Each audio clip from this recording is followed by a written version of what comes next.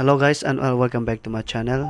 तो आज mother's day है, तो इस दिन के लिए मैं कुछ लाइनें लिखे हुए थे पहले से, तो सुनाना चाहूँगा और सारे माओ को मैं इसे डेडिकेट करना चाहूँगा।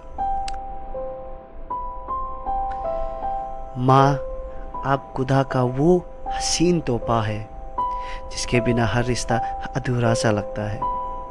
आपकी ममता की छाँव में जन्नत मिलती है। आपके होने से ही ये ज़िंदगी महकती है। आप थक जाए फिर भी मुस्कुराती है। आपकी हर दुआ में बस मेरी ही सलामती होती है। आपकी आंचल में जो सुकून मिलता है वो दुनिया की किसी दौलत में नहीं मिलती। माँ, आपके बिना क्या ही ये दुनिया, बस एक वीराना, एक अधूरा सा अफसाना। आपके प्यार की कोई कीमत नहीं, क्योंकि माँ, आप बस माँ होती है।